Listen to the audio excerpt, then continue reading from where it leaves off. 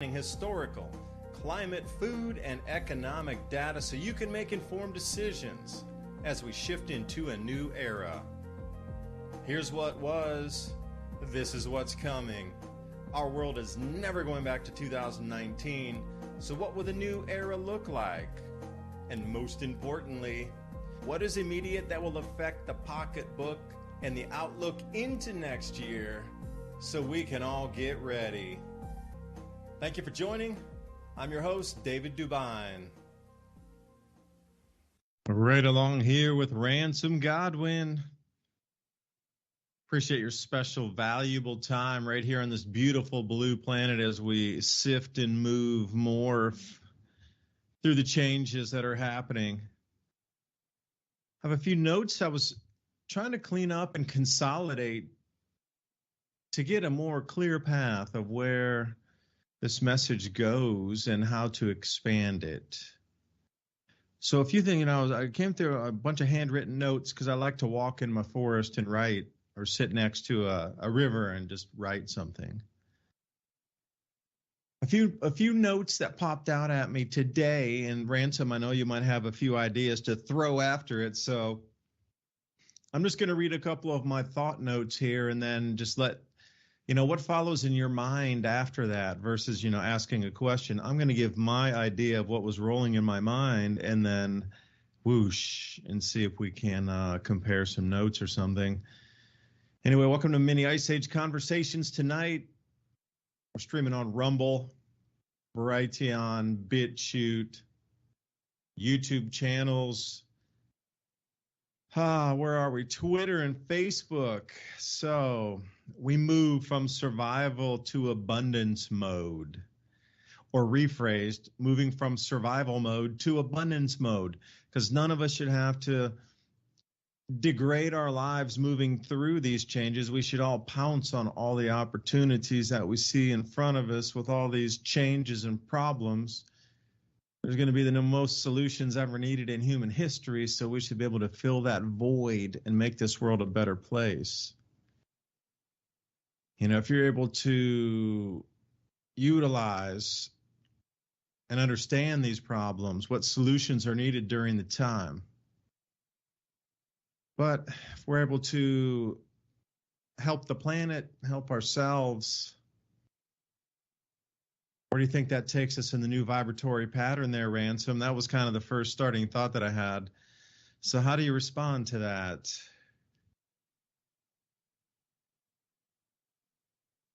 Well, things are changing a lot, but I think that, this week I've been trying to do all of the little work things that I have to get done before spring comes.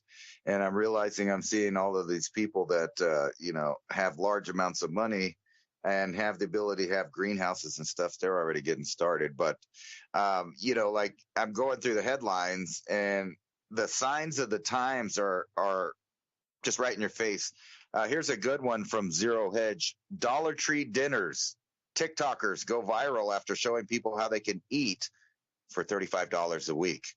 I wouldn't myself, advocate the diet that they're talking about, but, that kind of reflects the times that we're living in, that people are starting to realize that their stomach is being affected by geopolitical events in the world right now. Here's another article, though, that I thought was very interesting, and it's not really about anything except for, kind of a trendy fad, and it talks about how people started baking bread because they were bored during the pandemic. And I'm thinking, forget being bored. If you've ever eaten bread at home, I've made lots of bread myself. Matter of fact, this article kind of just refreshed the idea in my head that I have that option. And you're into prepping and you're saving all of these ingredients. And that's the purpose, to eat real good food. And that's the benefit of having stockpiles of real ingredients. And this whole idea is great because eat like a Roman, not like the Romans that were eating gruel Yeah, because there were different times in the Roman era, but like a Roman that ate fresh bread every day from Pompeii, like that. And the idea is a great idea for everybody that's got gardening and saving stuff. These are one of the best things that you could think of, is because we have good technology to preserve food now, so you can save all of these ingredients. And if you have power, you could, or even fire. There's a lot of wood stoves that work great for baking bread, and I'm sure it's a little bit different recipe on the baking. But still, think about that. If bad times came, hard times came, you would have to do just like your ancestors did. And because we're dependent on agriculture all through history, we know civilization wouldn't be there without farming. They had to farm to get these grains, and that's what led to villages and then cities and big civilizations. But to step back from that just a little bit and think about your own little habitation and the idea that you can make it through hard times because you have saved ingredients where you could fill the void. Say you don't have a great supply of fresh vegetables or meats. You can stretch those, obviously, just like your ancestors did with bread and other things like that. The summertime is abundance, but the wintertime, you're going to want to be staying warm. And why not combine the energy? Where everybody's about the green energy these days, but think about this. Energy is being used for every little separate action that humans do nowadays. But when you go back to the way people lived, they used a small amount of energy to do a lot of things.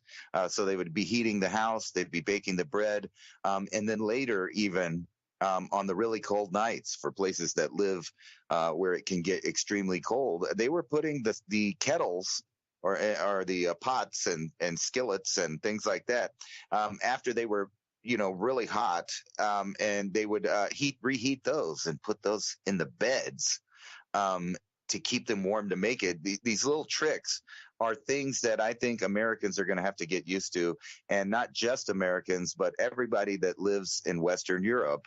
If the fads continue where they're cutting back on power, cutting back on food, and cutting back on your ability to travel, which means a reduction in trade or your ability to gather items and trade. That's the kind of new little renaissance I picture us in America at least having. And I saw an article today, too, that says, recession. Here it is right here. Recession needs to curb inflation. So you can kind of see that there are plans in the works, and they plan on crashing everything so that they could re-seize control of every little bit of the corners of the geopolitical arena, from companies to governments and all the way down to you individually and your belly. I thought it was ironic today because I was cleaning up. Well, I don't consider it cleaning up, but anyway, I was changing or altering my property to fit the needs or the guidelines of the municipality I live in. And I kept thinking, every time. Is that still ongoing? Is it? Yeah, but it was kind of, so ironic today because I'm going around and I'm looking at these like 20 different species of lettuce that are just growing everywhere. And, they got the little flowers coming out already. It's starting to get warm here. And I'm just thinking, I just really wanted to wait a couple more weeks and collect all those seeds. But I'll go ahead and chop them down. But, it's not a loss, really, because they just come back. You don't really kill it. But I was just thinking, what a waste to just waste all of these edibles and all of this medicinal, resources that I purposely allowed to be the dominant species to grow in the cracks and in the shades and stuff like that. Plus, it's a lot softer than some of the thorn plants that I have to deal with here. Well, that's soil remediation, in my opinion. If anybody looks and there's lettuce growing between the cracks of your concrete in your driveway, and you made like a super sick, completely green lines everywhere within the driveway or within brick spaces, that's soil remediation. And how dare they? And I say that truly. You're telling a human being that lives in the United States that they are not able to grow leafy vegetables on their property because then it doesn't adhere to a code of what? You can't grow your own leafy veg however you want to put it in planter boxes, or whether you want to grow it for soil remediation between concrete that didn't quite fit together. It always has that gap. Fill it in with dirt and grow something in it. If you have something growing on the side of the house, how can anything or anyone come in and tell you you're not allowed to even grow food on your own property? And, leafy veg, you're not talking about growing a 50-foot tall cherry tree. You're not talking going, 70-foot tall, like black walnut that drops thousands of pounds. And then when it gets wet, it turns into a black ink and ruins a lot of stuff. Or you could use it for clothes dyeing, whatever. Going back to the old school stuff. A lot of people, when they wash those walnuts, they have like a cement thing in there. They put them in a 55-gallon drum. They throw a bunch of water in there, let it sit for a few days, and they spin it, like those super fast cement mixers. And that water turns jet black because that seed coating comes off, and they just save the seed then and crack it. But that black water used to be used for dyes forever. So walnut husk, and it's also good for worms in the system if you can get it, and then dry it. And then powderize it and then take it internally. Not medical advice. That's just Native American Indian lore. So to come and say, I understand if you had a big, 70-foot walnut tree, 40-foot cherry tree sticking way out on the street, dropping stuff on people's heads when they're walking over the sidewalk or riding a bicycle. I get that. I get it. It's like a coconut tree in Hawaii. You want to make sure that fruit's not falling on people. But to say you got to pull up all your leafy veg because we just don't approve of it, it's not in the right box grown exact position, that it's just growing wild in your yard and you're being penalized for having such a clean, healthy yard that those nutritious plants chose your place to live. Like, just think of the absurdity of that. If somebody comes by and says your leafy green is not in the right spot, you have to tear it up and rip it up. That's ridiculous. I can't even believe it. That's why we need to get involved in local politics, because that needs to stop. That's not enforced at the national level. That's not enforced at the state level. That's some idiot dog catcher with nothing better to do than go tell people what they can grow in their yards or not. I mean, what part of the bureaucracy is that? Like, that kind of thing only can take place at the local level. Like, if you're telling me really in the Constitution, just everything that could be and that, let me throw something here for you, Ransom, how this matches in and the way some things this is my next thought that on my sheet that I was writing out today, all this stuff I was in my papers here. Some things have been commodified that never should have been commodified for basic survival of humanity. So think about it. What has been commodified that should be a free resource for everybody to use? And this comes right back to it. Oh, you're not allowed to grow leafy greens because it's not in a box or a specific garden that we can't see. And you got to have a trim 100% just green grass yard, and that's all you're allowed, and like one ornamental bush. Whoa. Those things grew there naturally. Whatever, dude. And they're food. Like, really, if we come to the point in the United States now, forget the national level, I'm talking way down at the local level, where these peon minions are trying to work their way and claw their way up the greasy ladder of politics, that they have the audacity and they think they have the authority to tell you can't grow food in your yard. In this era of inflation and rising prices and skyrocketing food costs, the reduction of EBT and food assistance coming up at the end of this month, and the audacity to tell you truly that you can't grow food in your yard that just naturally appeared because the seeds blew there and you recognize the species, that it's an edible, and you left it. And I will consume that once it becomes large enough. That they're telling you you can't do that. With all that knowledge you have, identify the species, know it's an edible, bring it up. At what point do we just say enough? That is absolutely unacceptable, and you have no authority at all, zero, to tell people what to do on their land if food is being grown. Well, that kind of hurts. That kind of feels sick in my stomach like that. What would you, what if they come up and start ripping your plants out? At that point, me and that person are going to have a huge problem. I'm serious, man. If somebody comes up and says, well, you can't have that, and just like step on the yard, no warrant, no nothing. Oh, we have a city ordinance to come in and rip up your plants. That's not the same, bro. You're trespassing. Get out of there. And we'll call the police right now and bring them up here and call the sheriff. You shouldn't even call the police in those situations. Call the sheriff because they mainly abide by the Constitution, depending on which county you're in. I know it's a finesse kind of thing of which county and which state. But a lot of sheriffs are very constitutional based. Now, if you're going to, say, hey, you got these, you have to mention it that, have these city officials that are trespassing on your land, trying to rip up your food, and you can't call the local police because they're intertwined. I need the help of the sheriff. Get them out there. Sheriff's the highest law in the land, by the way. On the spot, they make the call right then.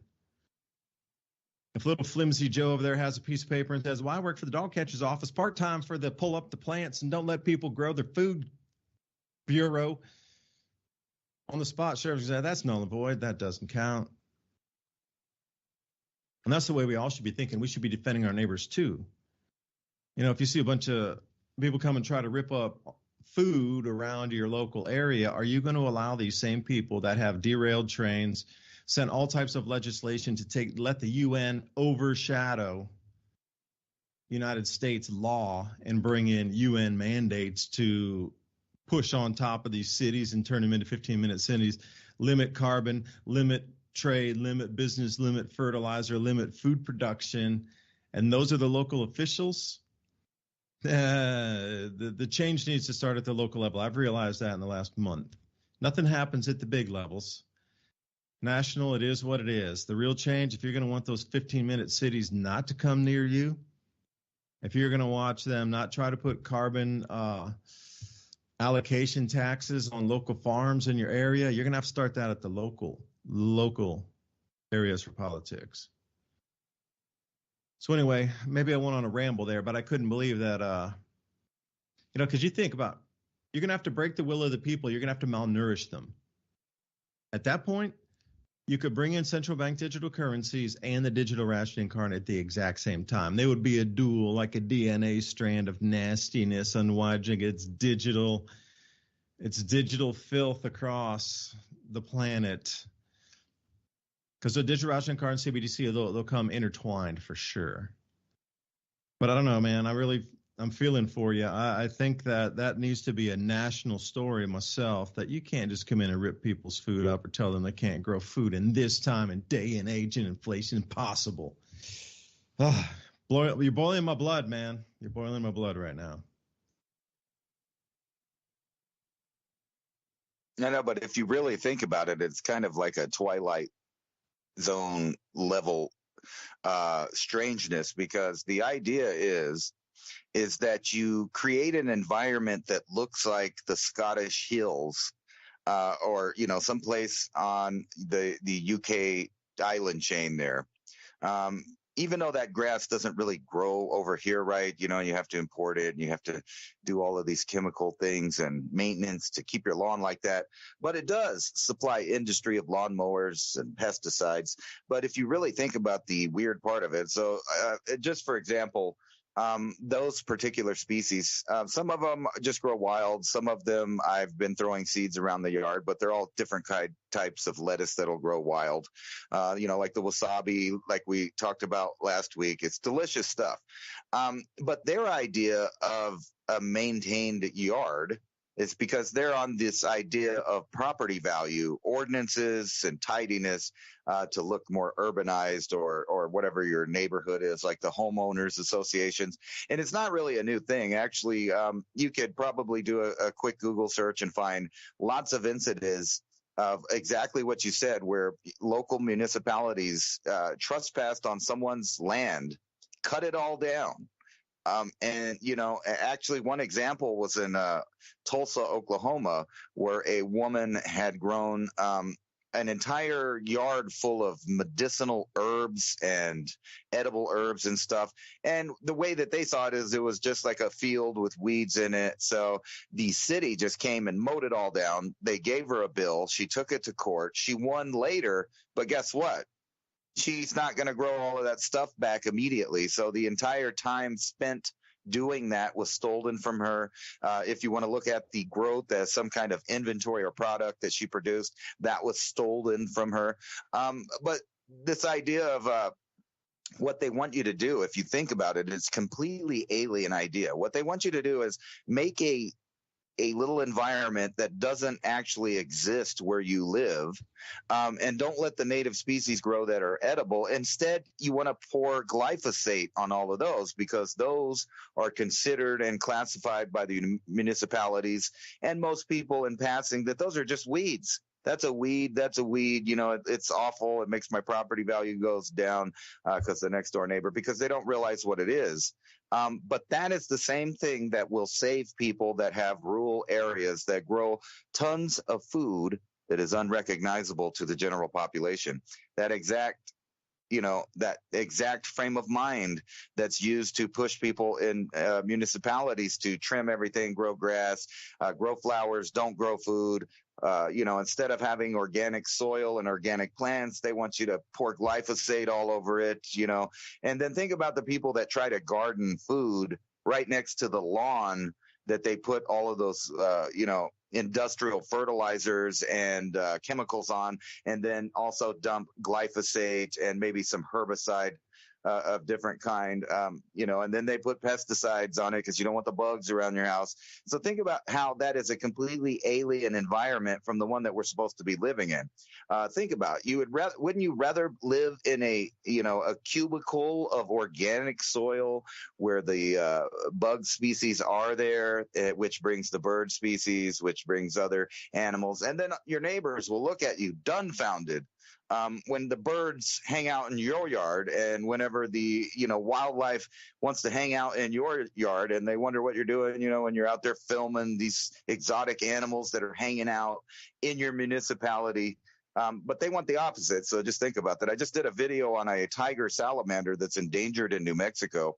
And if I did what the city would have me do, which would be, cut everything down with a weed eater or a lawnmower, spray glyphosate all over everything so none of the weeds grow back, you just imagine that none of those animals would want to live there. So why is it that human beings are so content at living in a toxic environment in that way?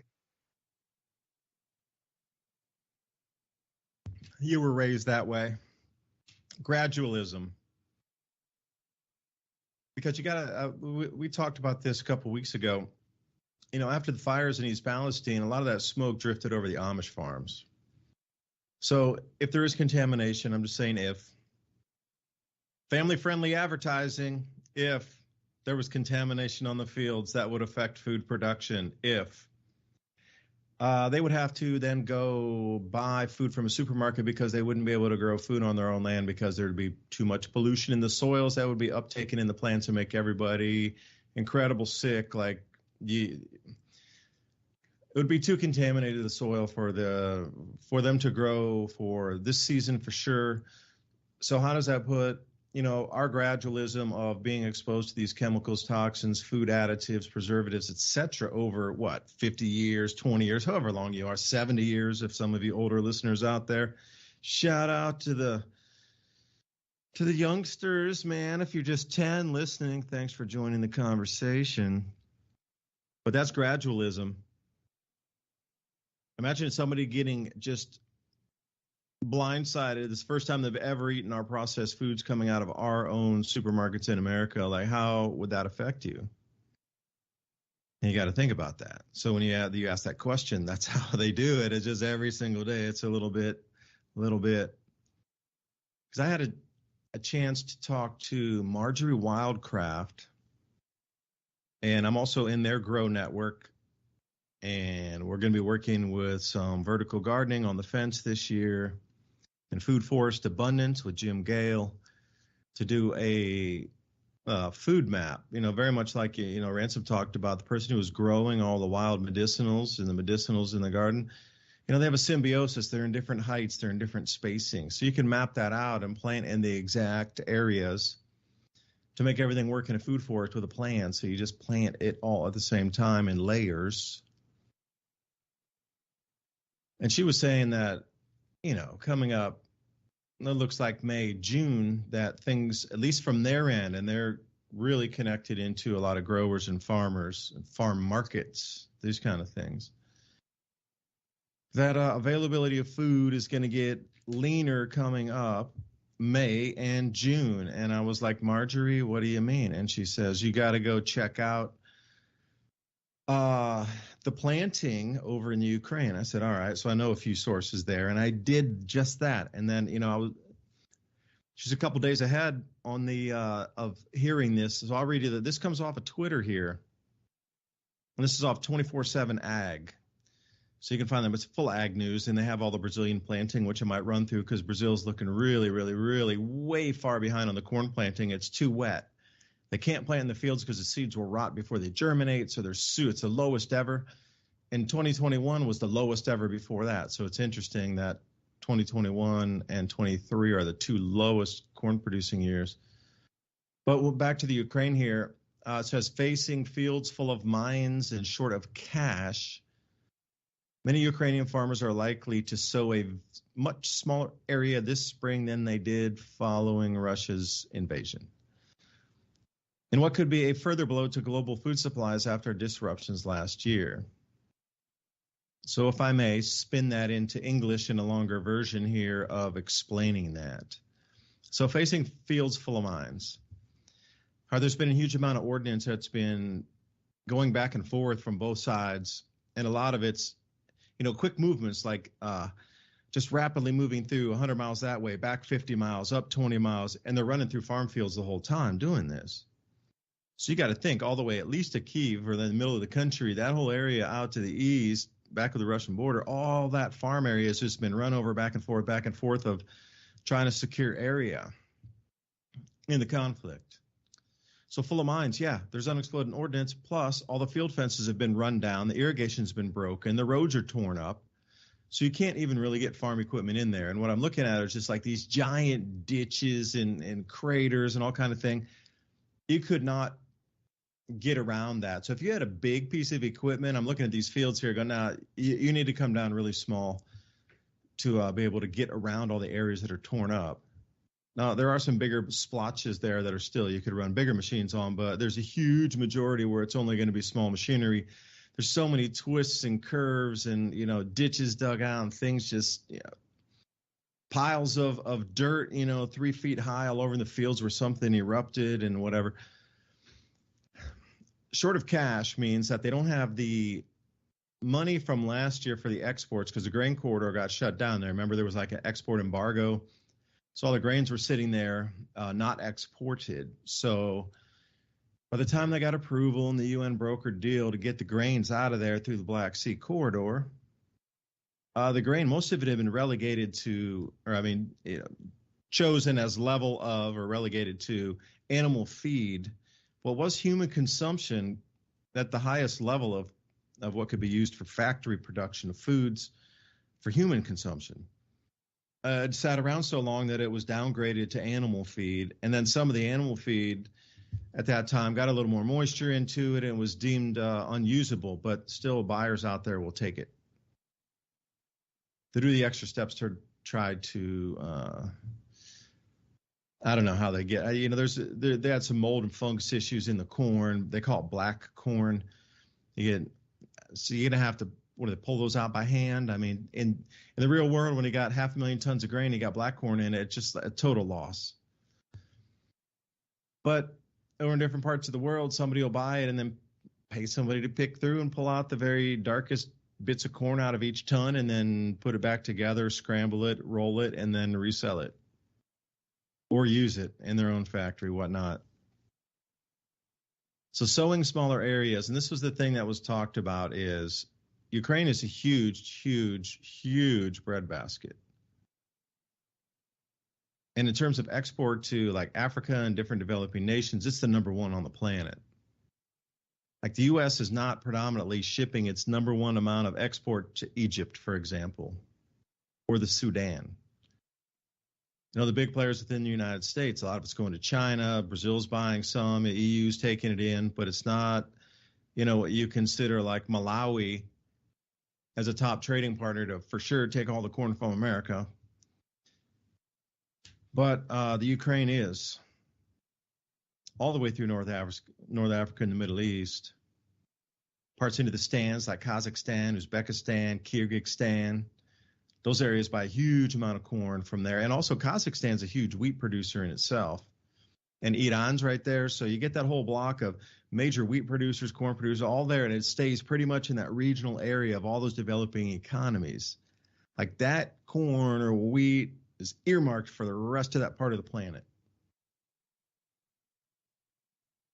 So that's going to disappear. They look like they're going to probably be down 80, conservatively 80%. And then they say this conflict is going to continue to grow in size and ferocity. Well, we're coming right into the planting season. Like the fertilizer production and delivery, I'm sure is disrupted. So is the seed supply. Like I don't see roads taking, 50 tons of seed in there to supply a small farm community along with, 150 tons of fertilizer or something. You're going to need extra on that. I don't see any tanks there for the ammonia to pre-season the fields. I don't see any equipment. I'm sure the fuel depots aren't functional. Pipelines for sure are all broken up. Fencing, if you had any dairy, forget it. You're going to have to reinstall all your fence again. And just the waterways, too. They got crushed canals everywhere. It's backing up into the fields, damming some areas. Like those canals that are carrying water across farm fields and farming areas, those have been damaged themselves. So they're not carrying water like they used to. So it just, as soon as it hits the pileup of debris, it starts making its own just new stream through a field and following the path of least resistance. And I'm sure those places were filled in over the hundreds of years after they rediverted the water. A lot of water's going back, creating just mass flood zones and like estuary areas and just sculpting its way through fields.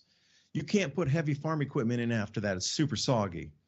There's so many things going wrong over there. 80% would be a very conservative estimate. See, I will say one thing. I was pretty much on the mark on calling it for a 40% reduction in 2022 back in 2021, based on what was happening just after the invasion there, plus the Hungatonga eruption, plus there was already a lack of fertilizers anyway in that area. And it was all sort of, you could see an easy combination of 3 or 4 factors together. Now I just see only one big factor, just one: nature and just the way the land is sculpted or destroyed, and the I'm not going to say supply chain, I'm going to say infrastructure within the area to allow agriculture to move is just completely disrupted there. It's going to take a couple of years to get that back, even with a massive project. Like, after this thing finishes, there's going to be trillions of dollars thrown into Ukraine for rebuilding. Even if you do that, it's still going to take a couple of years to get those farm fields and all that irrigation and everything back up and running again.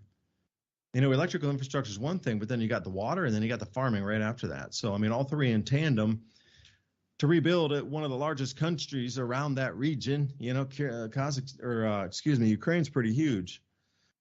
So anyway, it seems like there's a lot of problems. So, May, June, that's what I was saying, March of Wildcraft, coming into bloom season, any government, local officials that are going to try to strip your ability to grow food on your local area, that is just recipe for disaster right there. Recipe. Ransom's recipe. Dude, I'm going to follow you. I'm going to get you on the...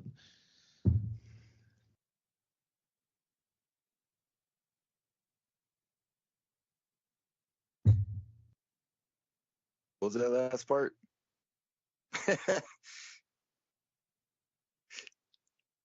I was just thinking that. Hey, I sent you something on Skype. Take a look in there. I sent you a little video to play later that'll add into the conversation over on Skype there. Yeah. But that was it. Nothing. I was just saying, it's coming down. All these things are coming together, and these idiots are trying to tell you that you can't plant leafy green veg in your front yard. That something's got to change. We're really at that point where it's changing. Nah, they would rather I just sprayed it with poison. I was thinking that whole time I was showing a article from Zero Hedge that was talking about the nuke plants in Ukraine there, and they keep having issues. And we talked about that last year, actually, what would happen with that. And it's like they just keep pushing that idea. They're just going to keep messing with it. And you're talking about, they're going to cut back the growing size in the little growing zones in Ukraine. They might just end up with a totally, off the table menu there. I mean, from end to end, none of the deer will be able to be eaten. None of the grain will be able to be eaten. It'll be just like Chernobyl. I mean, you remember when they used to put out the alerts for people that lived all the way up in Scandinavian countries and Norway and of those countries there about not eating the reindeer because the weather pattern had blown over a bunch of the radioactive particles on them. Just imagine if that happened in the Ukraine because they keep messing around. And it's almost inevitable, especially if you were looking, what was it, yesterday or the day before, Russia finally responded with their hypersonic missiles, just obliterating targets. And I'm looking at the news over here, and I can't help wonder if I'm being propagandized, because it seems like, according to the news, that Ukraine is, they're doing really good. They're just annihilating Russia. They're not having really any losses of their own. Every combat situation works out for the Ukrainians. They just need lots more, things that we're sending them. I don't know if you saw that NATO barge that was on the news headlines where they were saying it had 100 tanks and a bunch of other stuff. So the idea, is one-sided of what's going on there, and I'm not believing it myself. I'm sorry. Nothing can just be one-sided. Any war in the past that I've ever heard about, they would be reporting casualties on both sides, talking about losses and gains of both sides from the spectator, so to speak, countries. You know what I mean? They'd be saying, oh, well, they died over here, and then there was this, but it's a complete one-sided propaganda. So if there really is a war going on there, and things are blowing up like they appear to be, I mean, I've seen video of flattened towns and cities now. How long until something, if not the nuclear reactors, gets obliterated and changes life in Eastern Europe for 100 years? I don't know, 50 years. How long did Chernobyl last? I believe it's still, a spot that that has issues. It's a tourist destination now. Maybe Ukraine can get rich in about 30 years from the tourist industry, where they could show all of the mass graves and the nuclear power plants that went up and all of that stuff. But on our side of the world, don't worry about feeding yourself, and don't worry about these other things. Just donate that money, pay your taxes, and Ukraine all the way. I'm being sarcastic, obviously. Blue and yellow, baby. Blue and yellow. Woo, number one. They might have to put a little radioactive sign on that blue and yellow flag, because that gold is supposed to represent the endless fields of golden wheat, and the blue represents the blue skies. And they might have to change that for a more modern, more trendy, NATO look. But things are upticking there, so don't kid yourself. I wouldn't expect much food coming out of that area, no matter what happens for the next 10 years. I just don't see them producing that much stuff in that area unless combat theater ends the show. Yeah, that's true. Because I get a lot of information of people I talk to, or on somebody's show, or they're on mine, and just the exchange of information is really good. And I do some consulting. There's a lot of talk that moves. And something that has just recently popped on as sort of a unanimous, or I don't know, it's a trending number that seems to be more of the conversation talk, 10 years.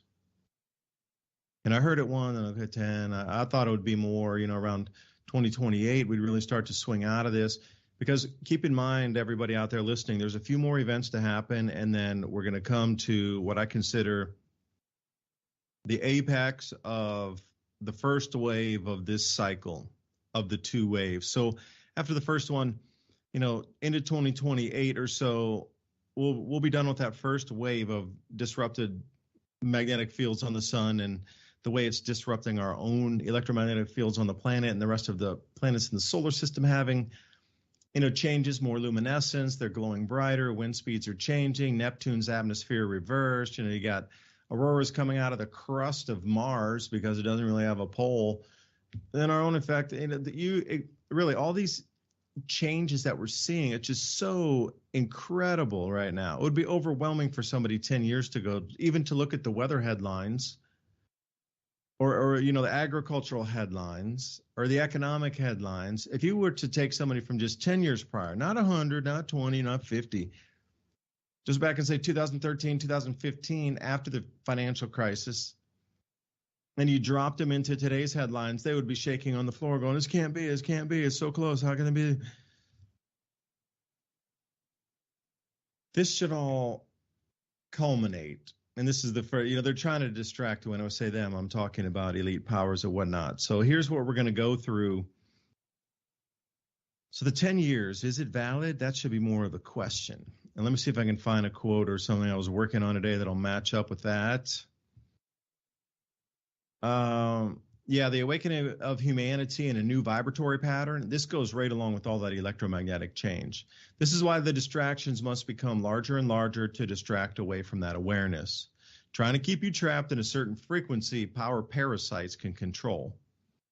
So these electromagnetic changes that I speak of that are changing all the planets in the solar system and the sun, the way you perceive reality is going to change. The human physiology and the way the planets and magnetic fields on the planet, everything, even the hemispheres of your brain are going to interpret the world around you differently. So this is going to increase. There's going to be a huge amount of fireballs coming in through, it's about the last half of this year. I've heard it called the year of fire. There's going to be a huge amount of bolides rolling through the last part of the year. Not right now, but give it until, August or so, which is going to coincide with the runaway ozone depletion event in August through November. After that Hunga Tonga eruption up there was a huge amount of ice crystals that went into the mesosphere. Like 10,000 times more than has been measured in our modern instrumentation. So they don't know if the Tambora eruption was caused a year without a summer in 1815, had ejected that much water vapor up there, or was it ash and sulfur dioxide getting blown in versus water, because the ice crystal surfaces are much, much larger than just a single piece of ash, if you will.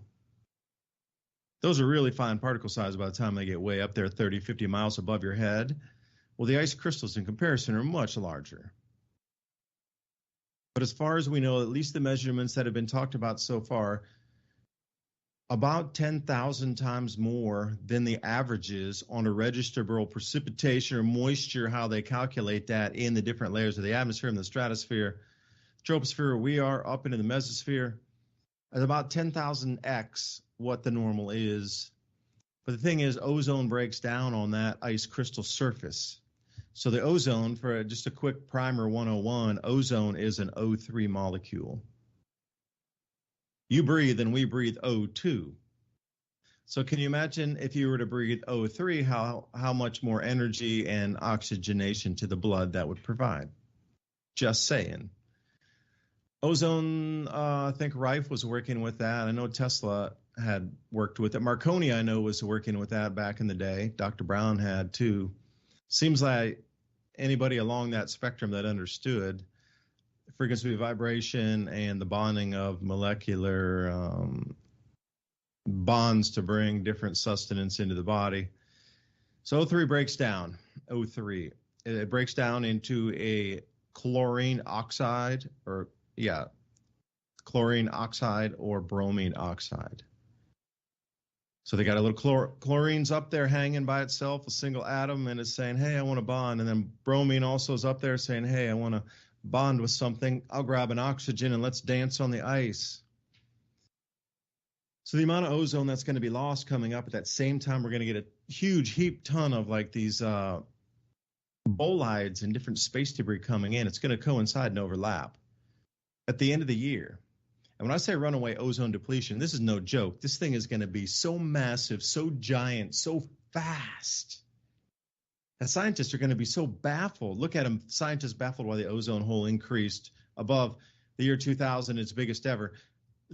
So the reason I'm telling you, there's going to be a huge amount of UVB that reaches the ground. And that in turn is going to just smash the plants and reduce yields. Did a whole video on it, did my newsletter on it for the month. And then when we come into 2024, just to, October of the year after that, the 4 gas giants will be lined up in their square, which hasn't occurred 79 AD. You could go back to, say, 2300 years prior, like 300 BC, and you'll find another one of those matchups. Not exact, but pretty close. And we're going to roll through that magnetic window.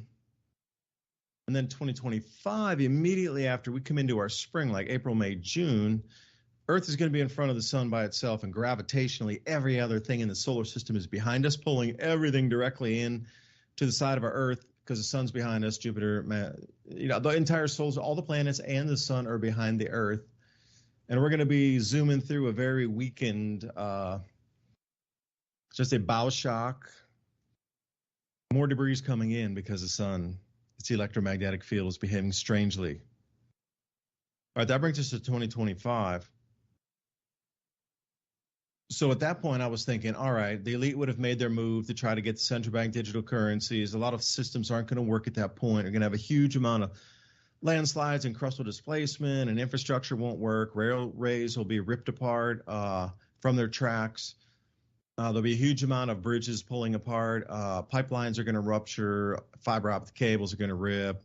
It's going to be a huge amount of modern world stuff that won't work anymore because the actual crust of the Earth where it is going to move to the point that it can't withstand that force anymore. Pulling, buckling, breaking. And then what? Well, then everything has to become decentralized. Because at that point, the systems that we'd set up truly don't work any longer at all. Like none of them.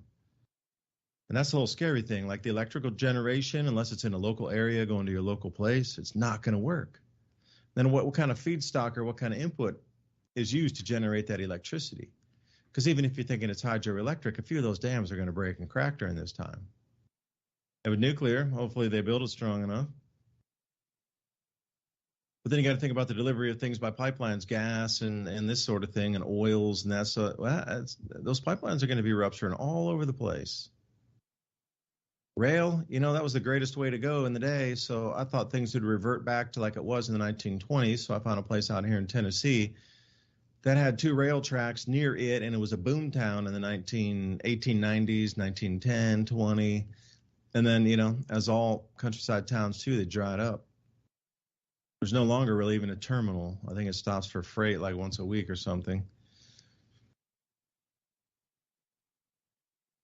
But those kind of things are not going to be as usable as you think. They're going to be regional networks that will survive. Absolutely, yes. Unbelievably, for sure. We're going to step back like 1850. You got to think the rail network in 1850 that delivered to cities was very regional. And even those companies that had their own networks within a state or sets of counties within a state, those were little tiny private railroads that started to get conglomerated and bought up like we see today. And now there's just Costco on the food side. Well, if you look at today, BSNF or whatever in the rails is the same thing. Like there used to be, 1,200 railroad companies in America at one time. All regional, all small. Now those will be functional again because that's it's going to be micro infrastructure that continues to work after 2025. After all that space debris comes banging in here, magnetic fields of the sun are going to start to couple and stabilize probably around 2028. And see, that's what I said. That's the wave. It's done. So then what happens as we come back? Each year gets more successively easier to judge when the plant and the harvest dates are. Things start to stabilize again like they were, where you could really predict and count on a season being a structured season. So summer would, or I should say spring would generally start in March, April, May. And, winter would onset in October, November, December. Pretty good planned harvest dates with the right seed species.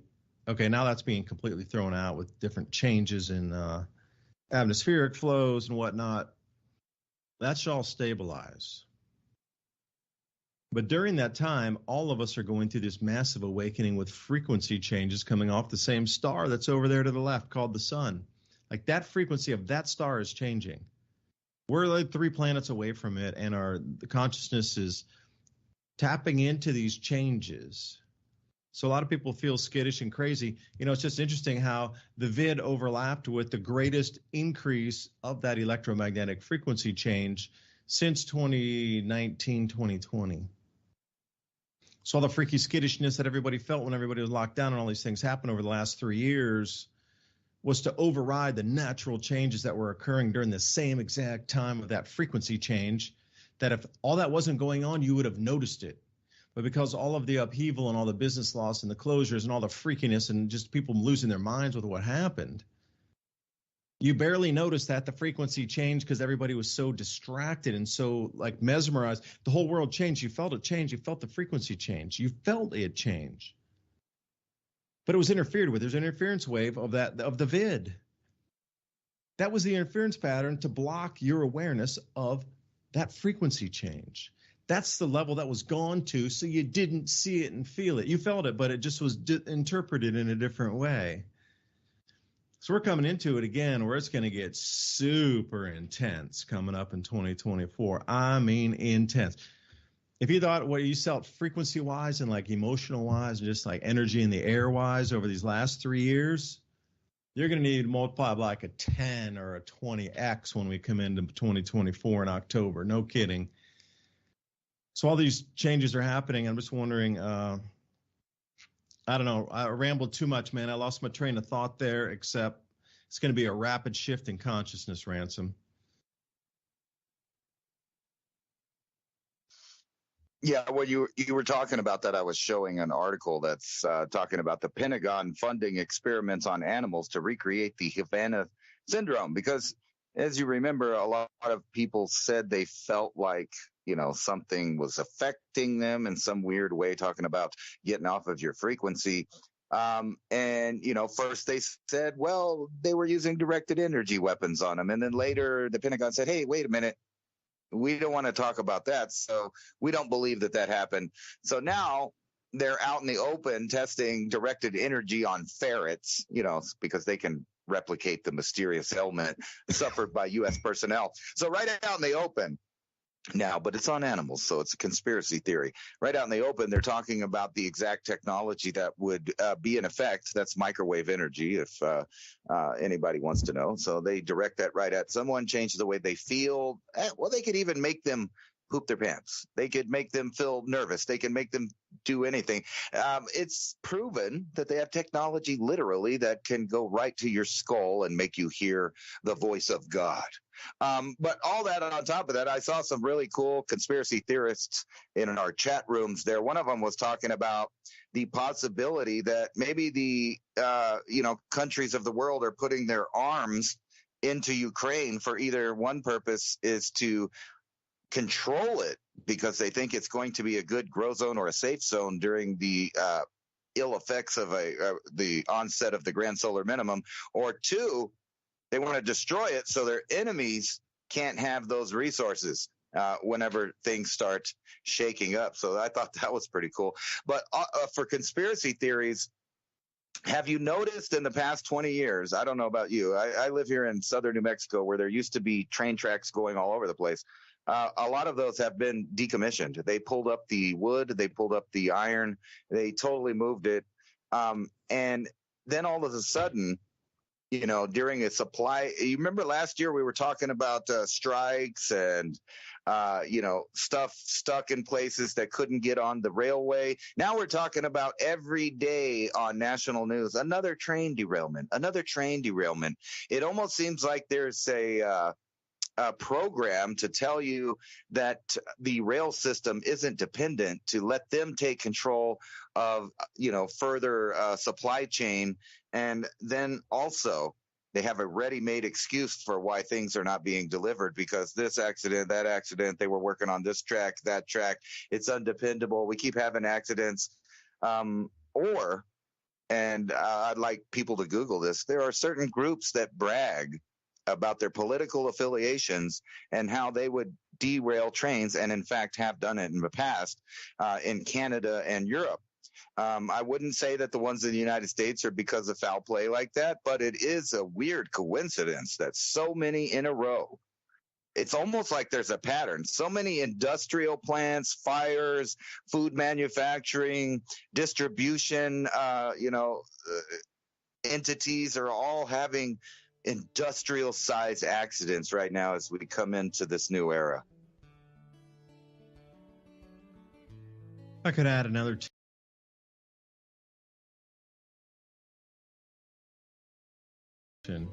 First one's Myanmar. Also Kazakhstan. And the Sahel in Africa, which we'll talk about when we come back. David DuByne right here with Ransom, Godwin.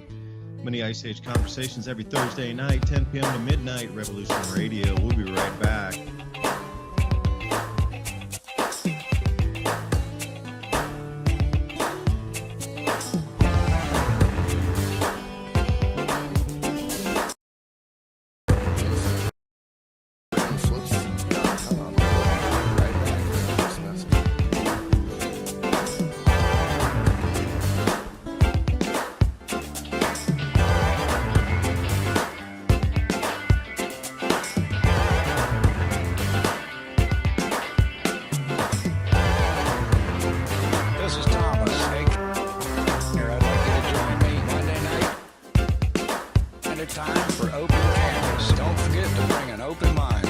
That's right. Bring an open mind to open canvas. Again, that is Monday nights, 10 p.m. Eastern. Your host, Government Corruption. This is Revolution Radio.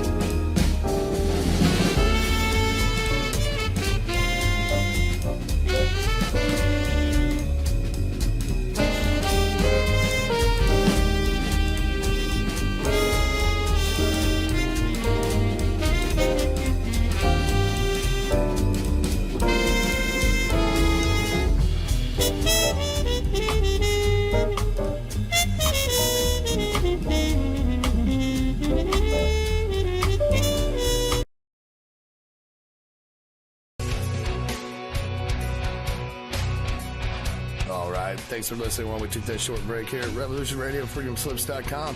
And yeah, we're going to get back to your host.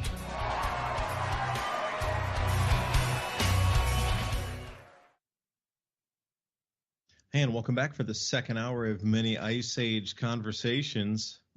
I'm David DuByne right here along with Ransom Godwin. Please join us where we're streaming tonight over on Twitter, Adapt 2030. You can actually find all the links where we're streaming tonight on a site called libertylinks.io/solar minimum. It'll have all the direct links over to Rumble, for example, on the Adapt 2030 channel, Mountain High Time YouTube channel, Mini Ice Age Conversations podcast YouTube channel. Because there you can interact with those of like mind in the comment sections, as well as right here, Revolution Radio, the chat board. Now, imagine being able to combine all those chat boards together where everybody could interact with everybody about these same topics and subjects, those of like minds, into the gardening and solutions to grow food and try to, grow these communities moving forward. It's great to have that ability to talk and chat about this, because I don't really like going into the politics, but, this freedom of speech, Tucker Carlson goes on and has videos of something completely different than what the entire last year was about. And people went to jail and were arrested. And like the whole narrative of this political party bad, that political party bad, based on something that is now proven to be false. That is crazy. And all these people over there that are supposed to be supporting the Constitution saying, hey, the very first one, number one, freedom of speech, are telling them in session, you got to shut him up. You can't let him talk about that. You can't let him release it. So if we're at that level, then every channel that we can possibly keep open for free speech and discussion needs to stay on air. Freedomslips.com, Revolution Radio would be one of them. Please consider a donation to keep running costs, production costs on air, so Ransom and I can keep bringing you information just like this. I think it's important. That's why I spend my time doing it. I love doing what I do. I really, truly love it. I'm like in the middle of the solutions, but, identifying the problems too. But the exciting thing is seeing all the solutions that are out there that truly makes me know that it's possible to live without all the centralized delivery systems that we got hooked on, dependent on, and none of our faults. Everything was stripped away slowly, that gradualism again, Small towns, everybody knew everybody at every store. Suddenly, over 40 years, it turns into everything's just Walmart, and all the small businesses are gone. This type of gradualism. But it could be done because it was done before. Think about after post-World War II in America. There was no megalopolises and there's massive supply chains and all these things. Yeah, sort of for the war effort, but it was mainly hubs of manufacture, like the steel mills in Pittsburgh went directly on the rail to like Newark and New Jersey and out off the New York port somewhere. That kind of trunk line. Otherwise, cities were self-sufficient. Things ran on rail. Things moved by truck. It was very regional and local at that time. So you don't even really have to step back to the 1800s to know it's possible. You only need to go back to, the 1950s, late 1940s. Solutions are out there, but to start the program again tonight, Ransom, just before the break, I ran out of time to finish my thought. So you were talking about the possibility of grabbing a grow zone, one of the biggest ones on the planet, called the Ukraine, for food production for whoever wins and takes that region. Because from my study, and as I was talking about the last hour, one of the things that was going to accompany all of these cycles and events within the cycle was going to be a reduction of food growing ability 45 degrees north and above to the North Pole. I mean, we don't grow anything in there anyway, so just draw a line around the world at 45 degrees north latitude, and anything above that goes to pretty much zero. you might have a little bit a lucky year or something straggling, or like at 44 degrees, 43 degrees south or north latitude. But otherwise, it's just going to be diminishing returns year upon year upon year for at least the next 10 years. And that was started back, and I will unequivocally say that started in 2019, identifying that trend and pattern that it was decreasing, decreasing, decreasing. And the same with the southern hemisphere. It would be anything 45 degrees south down to Antarctica. So to draw that line around the globe at 45 degrees south and just take away everything that's under that line and just take it to zero, nearly. And you're going to see there was a huge amount of food production on the planet that was going offline anyway. There are going to have to be new areas that come online to make up for the lost production. And if it were to move in tandem where there wouldn't be mass social chaos, just saying, the population would need to decline with the amount of grain grown or food grown. There would have to be some equation there, and one would have to equal the other. In a controlled decline all the way for food production, 45 north, 45 south, population would have to decline because there wouldn't have to be that many mouths to feed. Now, you're going to look for zones that you're going to switch, and this is what I wanted to talk about, Ransom. You'd mentioned control of Ukraine. I totally agree. There's another couple areas, grow zones, that could expand production as well. Myanmar's another one, and those of you who longtime channel listeners know I used to buy coffee in Myanmar and export it into Asia. That's how I knew about the cold damage down there on the coffee crops, and that's what sent me on the quest, and the reason I sit here tonight is understanding that cycle in the 1880s of the cold damage on the coffee crops in Myanmar, otherwise known as Burma. When we were buying coffee there, they told us stories of their great-grandfathers in the 1880s having the same cold events. And I'm like, wait, it happened 100 and some years ago. Really? Okay. And then I went to the library. I got something I started to read about that time, and then there's a huge amount of documentation on when the British were there and meticulous records and all kinds of, it's a well-kept history of the place, let's say, and not written always by the victors either. There's a huge amount of population there that was no way affected by the British, and they still kept their own histories the way it was. So they could double their arable land. They're only using about half of it right now. And Laos could come on production as well, which is right up bordering that, and then northern Thailand. Laos was going to be putting in a big, huge dam up there, which would allow irrigation through that area, which was once only seasonal with the monsoons. So if you could capture a lot of that and hold it off, you could distribute the water for a longer period of time, and you could get an extra season out of it. Because it's warm enough to grow all year round, but they just didn't have the water resource because traditionally they used it in the monsoon. Everything grows in the monsoon, and then that's it. But imagine if you could double rotation crop by damming the monsoon water and then holding it and distributing it later. So Myanmar is one of those, and that whole area up there, and it's in Southeast Asia, but it used to be the Southern Silk Road that runs up through Assam in India, way East India, Assam, Arunachal Pradesh, Nagaland, that area there on the border. That used to be the old Southern Silk Road. Super ancient as well. I'm serious. Now, that place is way more exotic than the Silk Road in the north, going through the Tarim Basin and out in Xinjiang and that sort of area that went into Uzbekistan and Kyrgyzstan, that area. There was a whole Southern Silk Road that went south of Kunming, transited over to Mandalay over in Myanmar, and then went up to Bagan, and then over into what we know as like it got up into Bhutan if you kept going across that route. Arunachal Pradesh and Assam. That area is very underlead.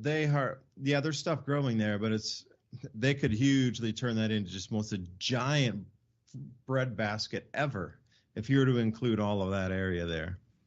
Not being utilized right now. It could double in size. Also, the Sahel in Africa. The same principle.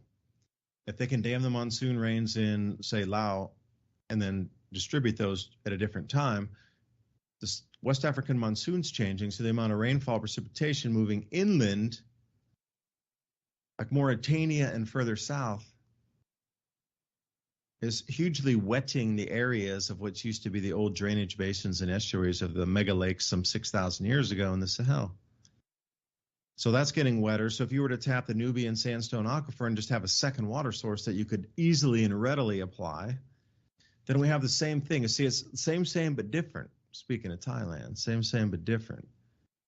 If you're going to dam the monsoon rains and distribute them to get more water through a full grow season, an extra season, what about tapping the underground water resources?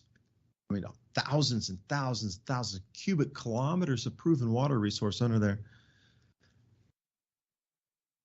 You would have the above ground water resource, below ground water resources, and the Sahel. You got to think it's super dry and hot and crazy, amazing sunlight down there. You could get a double rotation crop, some of the hardiest plants in the world, and it's actually bigger than Canada and the United States combined for the crop zones in the Sahel.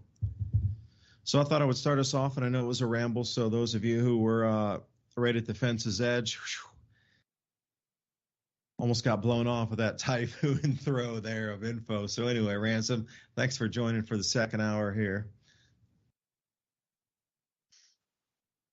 Yeah, I think another one of those grow zones that is being planned out is the Yucatan.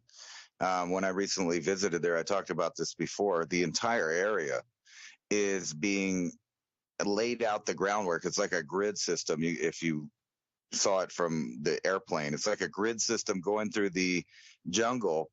I saw an article the other day where they destroyed a cave that had like, I don't know how many brand new, never seen before species, and they just filled it in because they were making a road over that part. So instead of going around it in any way, they just destroyed it. And it just kind of shows you that there's big plans for certain places. And it makes me think, if I went back into Mayan times when the Mayans were doing good, not their bad times, but when they were doing good, or whoever lived there, whichever civilizations were living in the Yucatan there, and they were doing good. I wonder what was going on up in North America. I don't see that big breadbasket area was the same kind of breadbasket that it is today, where you have all these farmers using the irrigation, the aquifers to do it. Instead, it was like brutal colds before the end of the hunger drive, brutal colds, big animals that you had to kill and stuff like that. But I wanted to talk about, we're in a good spot in history, though. I was going to, except for these little battlegrounds that are going on. And another one I want you to pay attention to, because I called this last year. They are going to turn the southern border into a destabilization zone, very similar to, I wouldn't say like the big guns and explosions and tanks like what's going on in Ukraine. However, if you've been paying attention to the border for the last couple decades, and the increasing amount of certain people in our government that want to turn it into a combat operation versus, and it's so bizarre because you have two groups. You have a group that seems to be letting anybody and everybody roll over the border like if it's not there, which is one destabilization tactic, Cloward and Piven. And then you have another one like if you know who Eye Patch McCain is, the guy that looks like a pirate. He's really pushing for combat machinery, combat operations. And maybe that is a good idea or a bad idea, but if you look at what Mexico's doing, is they're sending up military assets towards the border. The cartels are becoming increasingly violent. And it's not just what people think of when they think of cartels. They're not just fighting over human trafficking or drugs. They're fighting over avocados. They're fighting over cornfields. They're fighting over things like that. So that kind of action is already happening over here in the Americas. Whether or not it'll spread, I guess all depends on our own government, whether or not they turn the area into a combat operation, which if you remember a while back, whenever they arrested El Chapo's kid, there was military operations going on. There were C-130s, there were, little birds and Black Hawks flying around with big guns, shooting down at villages, which is the exact same thing of the type of stuff that's going on in the Ukraine, and the same thing that was happening in the Middle East. And all of these countries that got destabilized, that in turn sent their populations northward to Europe and Eastern Europe, Western Europe, both of those being destabilized, while the governments there are backing off of all the resources for everyone there, energy, food. And here's a nice article right here. Great Britain to require backyard gardeners to register their chickens. So I you saw know, that there's one. this. That's the same. I'm talking about vegetables. No, zero. No. Right. They want us to register our gardens. They want us to poison our yards. They want us to register our animals. You know, and every month or so, I see these articles that talk about how you can't eat the deer or you can't eat the turkey because of this virus, this parasite, that parasite. And although I'm not saying that those articles are not true, it seems like the food is being attacked. The backup food reservoir of humanity is being attacked on the mental aspect of it. And it started kind of, and I'm going to go ahead and say, in a certain meat market in China, which was a direct attack on the food supply, if you think about that, making millions or even billions of people worry about a traditional form of groceries, traditional form of a grocery store, where you go down to the meat market and you get what fishermen and farmers and ranchers and all of these people supplying their things. So when you look back at the United States, you see them attacking Amish and different ideas like this. So kind of to back up what I was saying about the grow areas, if the environment were to change and they knew the cycles based on previous cycles, you would think that they would have strategic plans, which I've mentioned before, like Bill Gates and others have plans of moving the crops to new places because their specific kind of crops that they are growing are environmentally sensitive, you know, and can die and starve everybody out with just a little bit of environmental problems because they're, you know, and they keep using these terms. And at the same time, they're telling Europeans and Americans, you know, you can't do this, you can't do that, you can't farm, you can't ranch, you're destroying the planet. Obviously, none of that stuff destroys the planet, because if you look back in any time period in Earth's history and you think, hey, wow, look, life was flourishing, it is the exact opposite of what's now, and the exact opposite of what they're pushing as this idea. It's like a weird terraforming. I know you said that a bunch, but think about this. If they put the right assets in the right places for, you know, different reasons that they tell the public, whatever the story is for the theaters of war, and then all of a sudden another issue so happens to happen, maybe kind of like, you know, how we had a bunch of troops in Afghanistan just in time for 9/11 to happen so that we could start working on certain pipelines, and then reflect that to now where certain pipelines belonging to other people just so happen to be ready to blow up right when all of these energy tussles are going on between the powers that be that control that. And then at the same time, telling each individual person in the world that they are the problem and that they have a limit and they can't, you know, the whole idea from top to bottom in the green movement and all of this, don't eat food that's healthy, you know, don't do traditional things that have made humans survive for eternity, like farming and ranching and, you know, things like that. Don't ever supply yourself with a bunch of food at your house. Don't ever, you know, get a good deal on some kind of supply, because all of those things are bad. You can't be, you know, stockpiling and hoarding stuff that someone else that didn't do that might be able to use. That's a whole totalitarian communist idea I can see going. And it's been happening for some time. Can I ask you a question? Yeah. So if you constructed a greenhouse with 6 millimeter plastic and just a wood frame, could that be considered like a porch? And would you need to get permission or go to get zoning permission to put that off the side of your house? Because then it's more of a greenhouse structure using a wooden door with a wooden frame with 6 millimeter poly wrapped around it to enclose it. Would that get around the thing, or would that get around the idea and the restriction of having? But then you got to move. The plants don't want to move; they're wild. But you could still grow stuff in the greenhouse if it were to be usable. Yeah, absolutely. You could do all kinds of loopholes that get around their mandates. That's not the right. They're ordinances that they have in different municipalities. There's lots of loopholes. The problem with that, though, is that every time you find a loophole, they change the ordinance. You know what I mean? It's a constant battle of property rights versus the authoritarian view of the way that you should do with your property, because everybody knows it's really not even your property. For the fact that we pay property tax, we pay rent on the property, and then on top of that, for them to be able to say, we don't like what you're doing on your property, and if you don't stop it, we'll change it, and then we'll bill you, and then we'll lien your property, and if you just so happen to be poor or you can't come up with money, guess what happens to your property? The city owns it now, and then they'll just resell it to somebody that will follow the rules.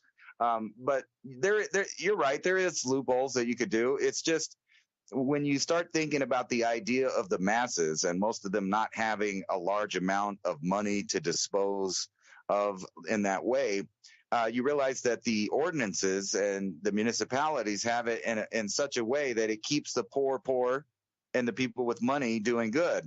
And we got to find a way around that. Obviously, if you do have money and you can do things, that's good for you. But for poor people, they would have to come up with new ways to try things. And we've always done it. And speaking of that, I was just reading an article about, non-related apes that were making tools, and it just made me think about all of the backwards ideas that humans have, where for a long time we thought we were the only conscious species that could use tools and problem solving, and now we find out that half of the animals that have been around us the whole time, like birds and other apes and different animals, have all of these characteristics, including tool use, which just means that we're not as special as we think we are, and we're more we would do better, like those other animals, to be connected to the actual natural world that we live in. I know we talked about that a lot before, but that's really the key, isn't it? Is the human's right to be on the earth and be, I guess, an organic human being and receive their sustenance from the earth without going through government, without going through any kind of authoritative source of information and rules.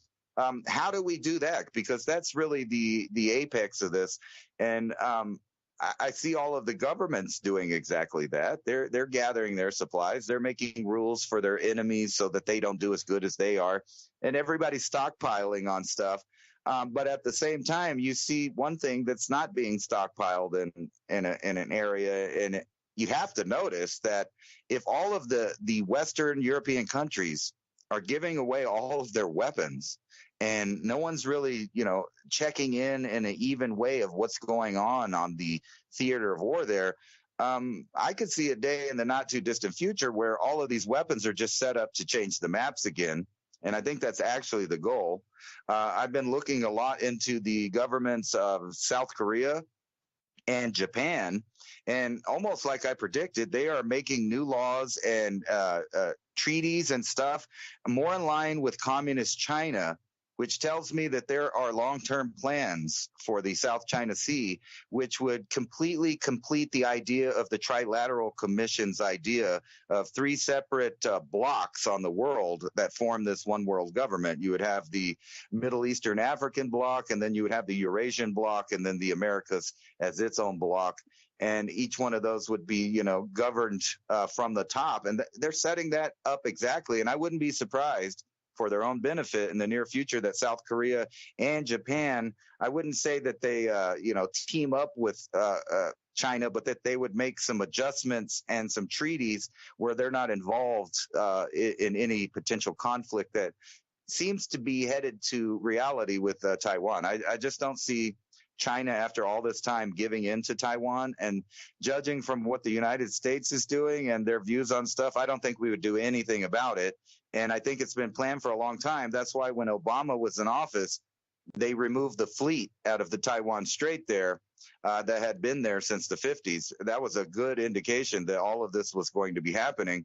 So we're going to have three, in my opinion, in the near future, you're going to have three major combat zones going on, one around the Americas, the Mexican-American border, and one in Western and Eastern Europe there in the center, more like. And then you'll have another one in the South China Sea. And then let's see who can get their groceries on time, especially with all of these added bonus benefits of events that have been happening, like manufacturing of food and, the rail lines and the power plants and all of these things seemingly falling apart all at the same time. It just almost seems like there might be some kind of pattern to that.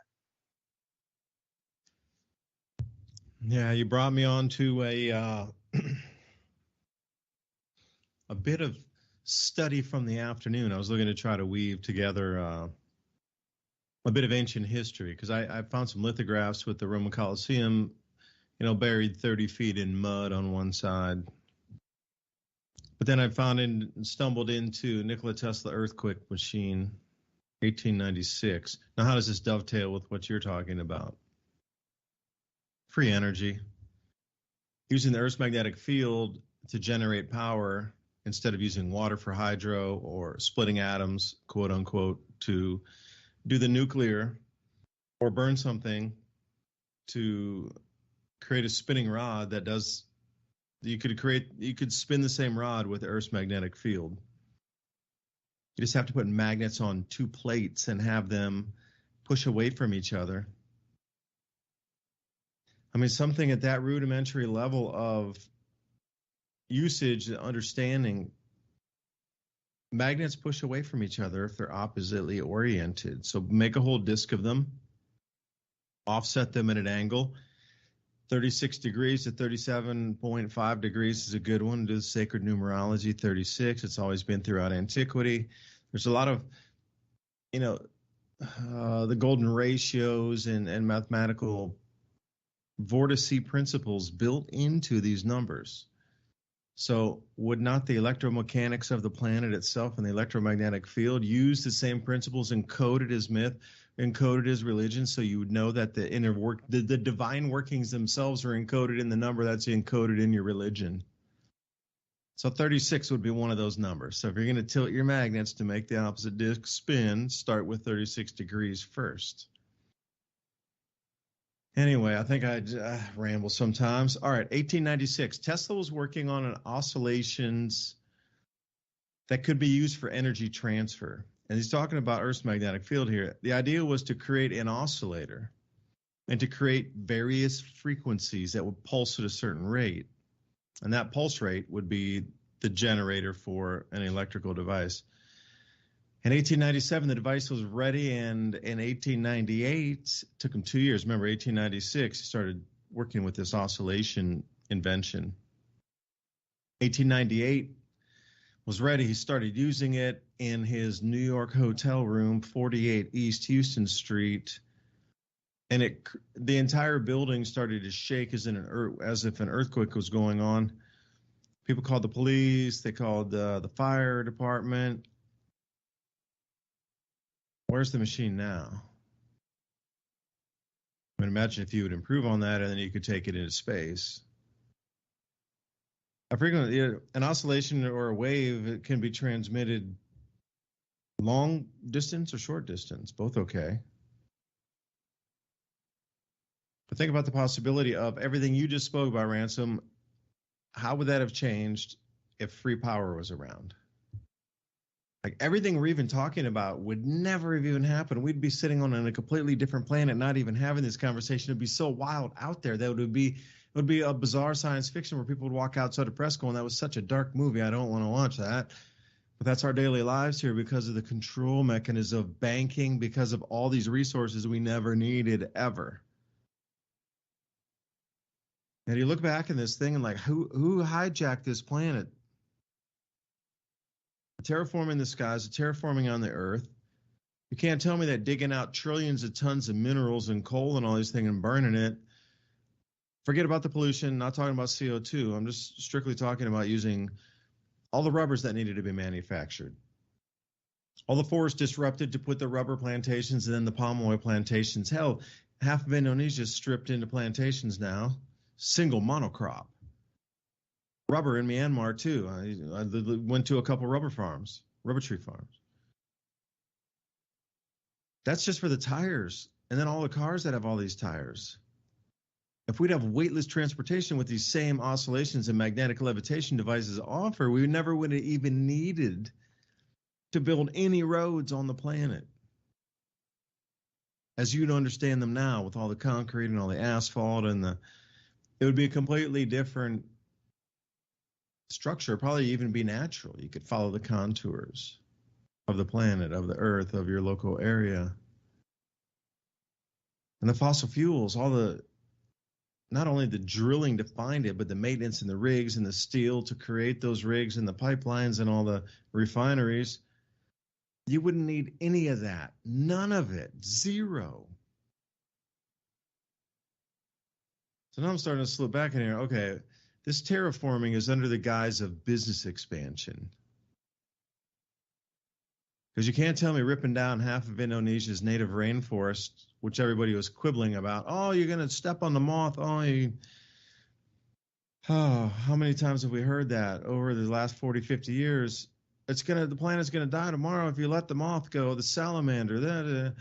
Oh, yeah, but you let them tear down half the Indonesian rainforest, which probably tens of thousands, if not hundreds of thousands of unknown species were wiped out to monocrop the rubber and the palm oil plantations.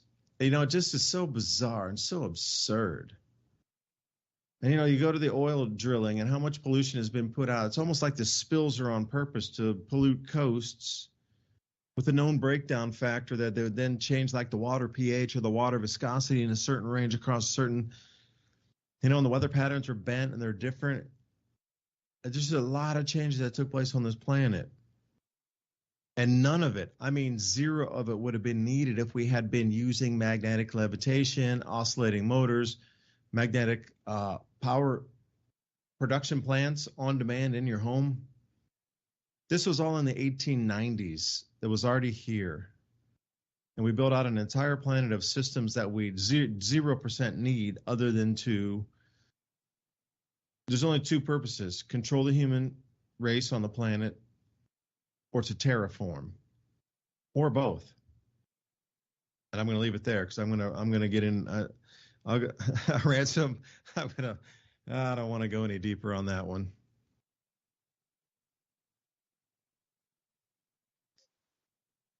That makes me think. I forgot the guy's name, but about 3,500 years ago, an inventor made a little copper device that was basically just a ball with two stems on it.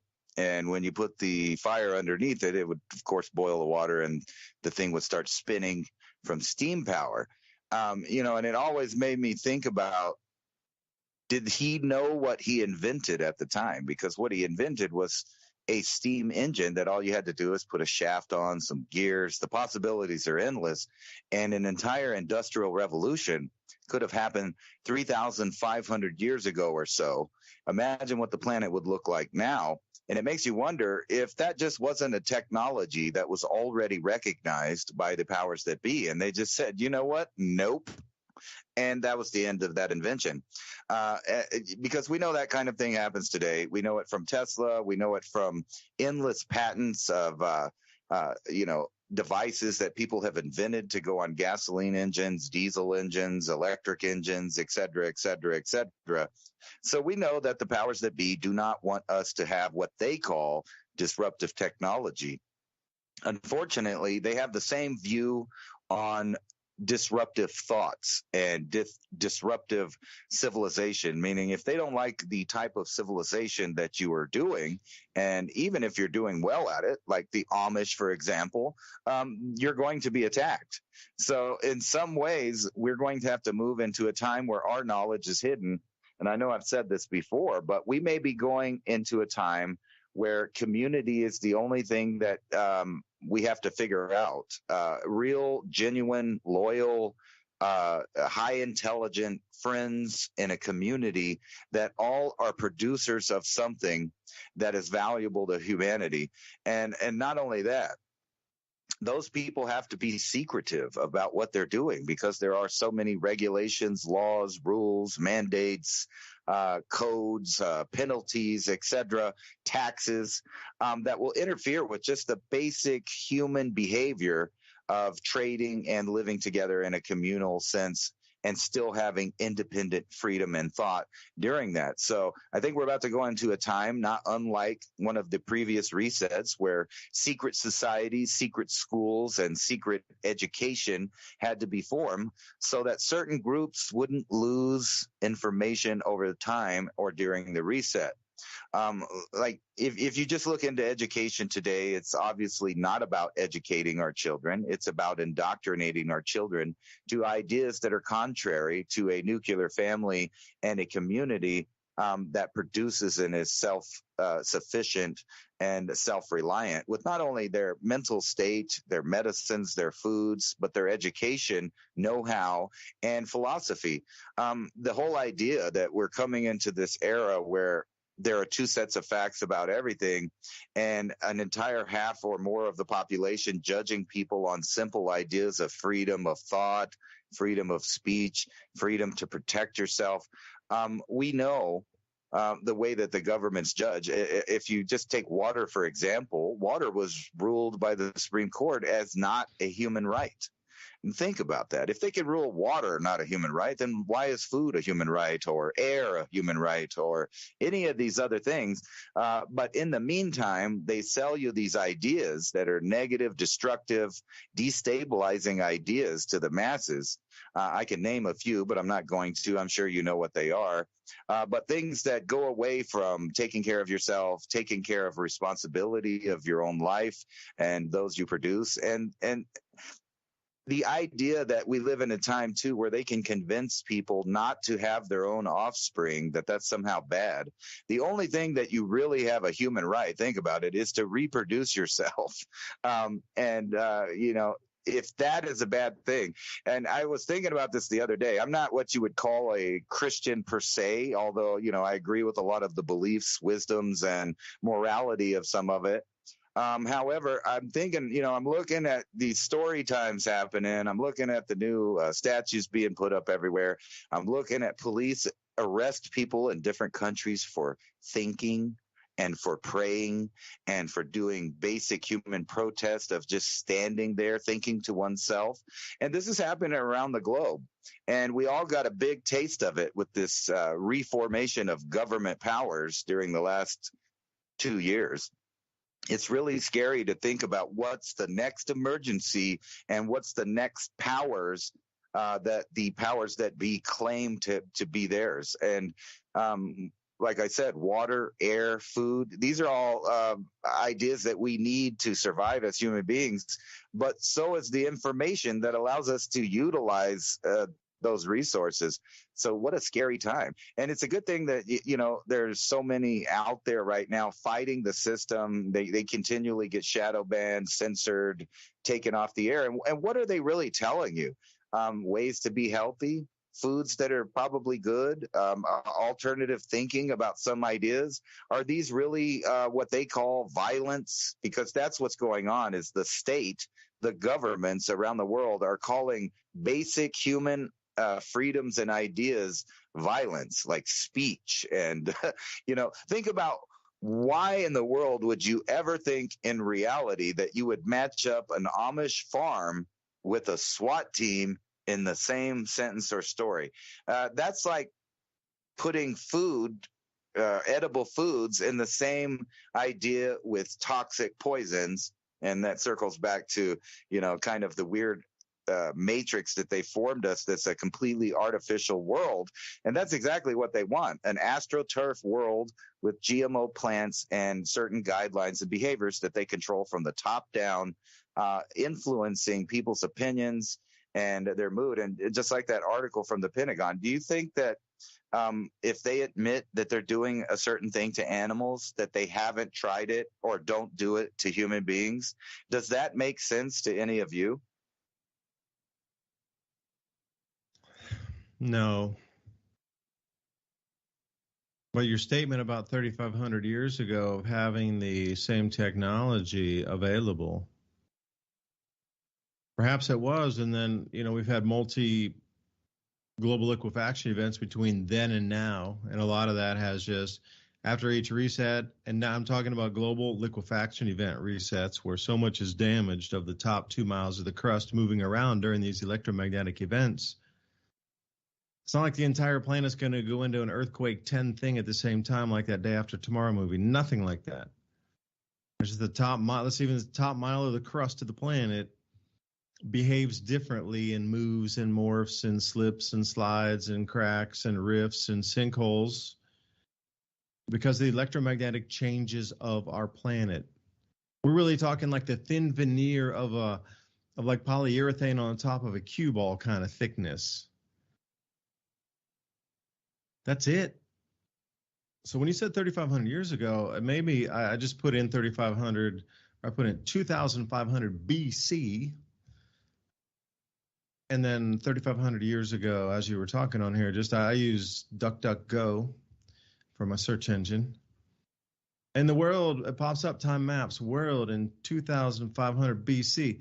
Now, the reason I was asking or even bringing this point up is, what do we even know about that history time period of the planet anyway? Nothing except like the Middle East. Oh, it's Egypt. Oh, it's South Asia. It might be the Indus Valley, something. That's it. That's it. You got the Sphinx, you got the pyramids, nothing else. Bye-bye. Maybe the Great Wall. Okay, that's it. History's sealed. We know every microsecond of time. How dare you? So the world in 2,500 BC, 3,500 years ago. The little dot here, I'll click on the United States. I should say North America, excuse me. Oh, it goes all the way to South America. All right. So anything in North America and the very, very, very tip of South America and a little bit over there into Iceland and Greenland. So what they have listed 3,500 years ago, for those of you, hunter-gatherers roamed near the Great Lakes. Hunter-gatherers also were in the Midwest grow belts, as we understand them now, where all the wheat is grown across the central, from Colorado down to Texas. The proto-farmer exists around Texas. Still got the hunter-gatherers all through the Rocky Mountains. Subarctic hunter-gatherers.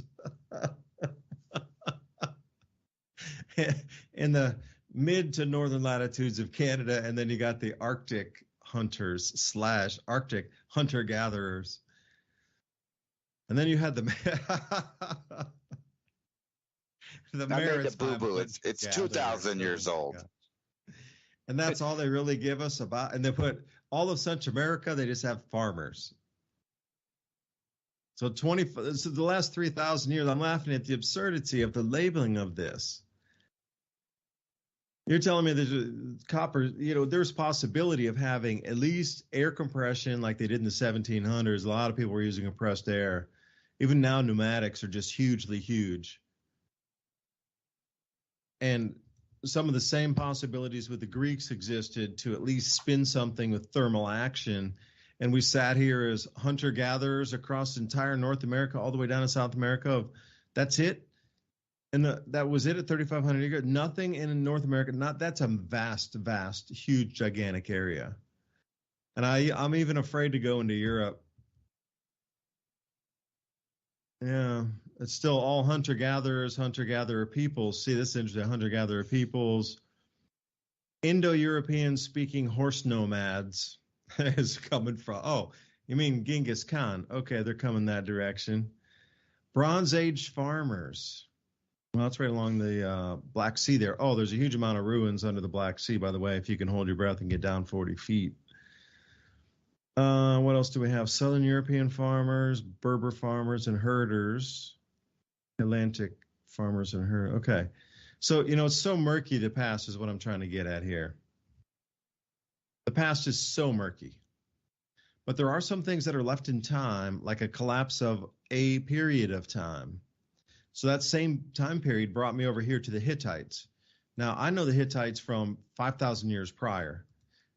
Been to Petra and Jordan, understood their trade routes, how they controlled everything across that area of Jordan, all the way up into Turkey and other parts further south. 3,500 years ago, they sack all these cities at the same time that they were trading partners with prior for 1,500 years. They'd been trading partners with these same cities, and then suddenly one day, 3,500 years ago, they wake up and decide to go and attack all their trading partners at the same time and take all their resources. Okay. I don't understand that one. And then the same 3,000 years ago, the mysterious Sea People's civilization was wiped out by World War Zero. 3,000 to 3,500 years ago, the Luwians, and I'll spell that. It's the first time I've ever seen this one. Luwian. Luwian. They were in a fierce battle with the Mycenaean kings at Troy. Oh, and then we come back into the legend again. But see, this is how murky it gets back at that time. But the last entry here, Ransom, this pops up too.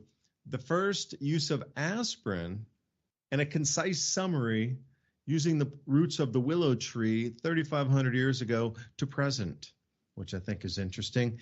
So all these things, that was like kind of some of the leftover tech or some of the leftover knowledge that just got brought forward.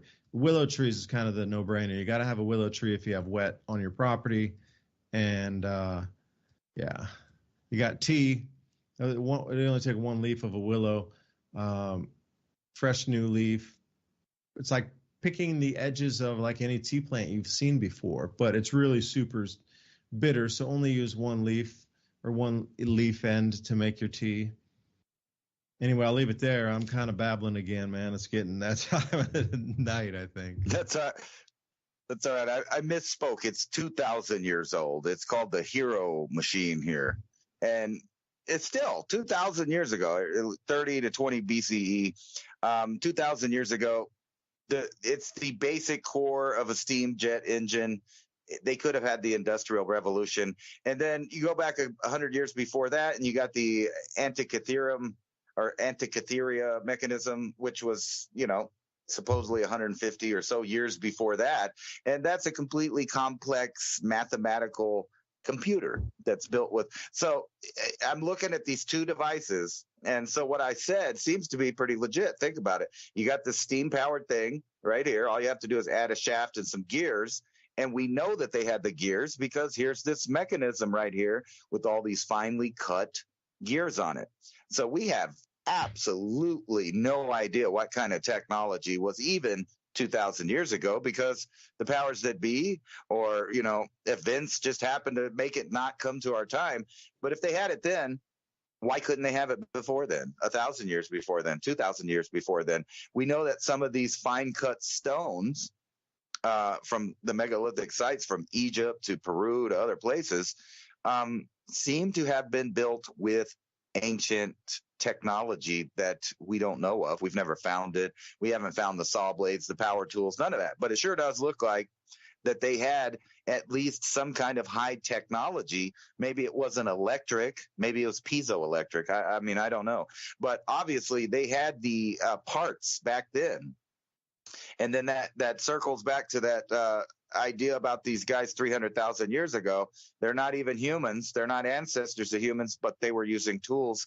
They were busting up rocks. They were making axes. So the idea that it once, twice, 3 times, 4 times, how many times in the ancient past has human beings had epiphanies and built technology and then been reset, either because the powers that be didn't want them to have the power, or just some kind of giant cataclysm, like at the end of the Hunger Dryas, where most likely the entire planet was bombarded with tsunamis, ash, rain, floods. The whole place was a bad time. But yet, here we are. Here we are again. We survived that. We survived whatever happened to the Neanderthals because we could either genetically, or we figured out how to behave in a certain way that led to our survival. So even if they reset things back to the Stone Age now, I've said this before, we're in a better time than any of these other groups of humans, as far as I know, because we can still accumulate knowledge right now to help us move through the next era. And not only that, we can teach it to our children, and maybe they will teach it to their grandchildren. Could I take you a journey in time, do you think? Because everybody out here listening tonight, I want to move through the time. Okay, we go back 3,500 years. It's very murky. But what happened? He's talking about the Younger Dryas is the Hunger Dryas. They're both the same. You have to realize that global temperatures plunged some 20 degrees Fahrenheit during that time in a matter of just less than years, like 3 to 4 years after that, even faster. at the bottom of the cooling, think about your average temperature dropping 20 degrees Fahrenheit all year round and how much cooler it would be everywhere, and the ground wouldn't warm up. Like you would lose agriculture. But what preceded that? So that was about 12,500 years ago, let's say. So what was prior to that? Because the Earth was coming out of the Ice Age naturally at that time anyway. So let's say 17,000 years ago, 18,000 years ago. Earth starts coming out of the Ice Age, just on a cycle. Whatever triggered the onset of the glaciation was now turned off, and suddenly we're coming into a warm period at that time. So what, your opinion, if I say 17 or 18,000 years ago, you're right. You're talking about saber-toothed tigers. But what happened to that same map-making culture that the Piri Reis map sets came from prior to 12,500 years ago? Like there was a society there able to map out the world's oceans and land continents to scale to understand longitude and latitude before 12,500 years ago. Because those source maps that made their way down to Piri Reis that had copied them from supposedly the Library of Alexandria, they got the information from elsewhere to elsewhere to elsewhere. You can't tell me you traced out the entire Southern Ocean some 400 years before they found all these land masses down there that were already on the maps that this gentleman, Piri Reis, was actually an admiral, and gentleman. So let's go back in time. 18,000 years ago, you got 20,000 years ago, you're going to Alaska. 21,000 years ago, you're in France. There's cave paintings, there's deers, there's celestial systems on the walls, there are cave paintings. Okay. Where does it jump back to, supposedly, and stay with me, Atlantis, which was 30,000 years ago? So it's almost like you're looking at two different societies existing, the super high-tech society and cave painters and that sort of agrarian society. Maybe that's what they'll label us as modern farmers who just split off and the new system goes transhuman on the left, and then we stay out here in the farms, and then, 30,000 years later, they're going to go, those were the people who lived in caves. I'm like, I didn't live in a cave, dude. I got a light bulb. I didn't live in a cave. But I couldn't defend myself 30,000 years from now. So history writes the way it writes.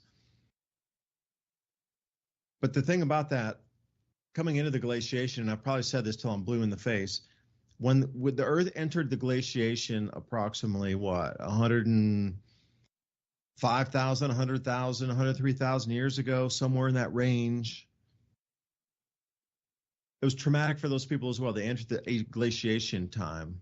Now, 25,000 years after that, somewhere around 80,000 years before present, the climate stabilized completely all the way until about 18,000 years ago. So you think what we've done so far in, quote unquote, 8,000, I'll even give you 10,000 years of warm time. Our climate's been pretty stable for that 10,000 years. Now you're talking about the same stable climate for 70,000 years. So whatever occurred back then will be at least double of what we've gone, double plus some. If we got 10 years, 70,000 years, 7x, a 2x, a 3x, whatever, it's sure not going to be way less than we are now. Something was going on way back then, and remnants of it survived. And what we have are the remnants. And a lot of the true history of how to generate power and on this planet, I don't know, Ransom, am I making sense on that, or have I just kind of zoned out for the evening back into time with the saber-toothed tigers and the cave painters?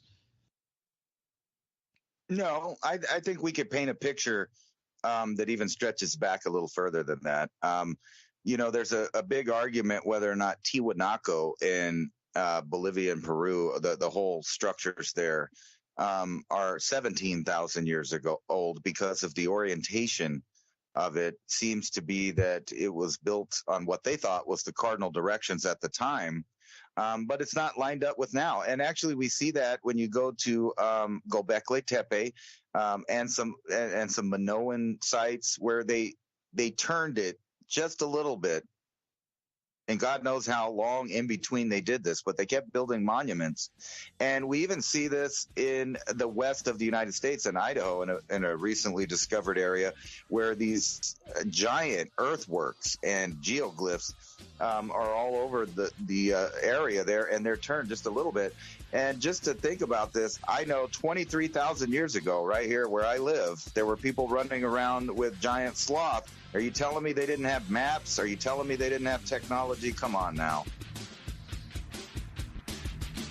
And good night to the sloth lovers across the planet. Thank you for spending your valuable time with us here in the Ice Age Conversations. David DuByne signing off, and I'll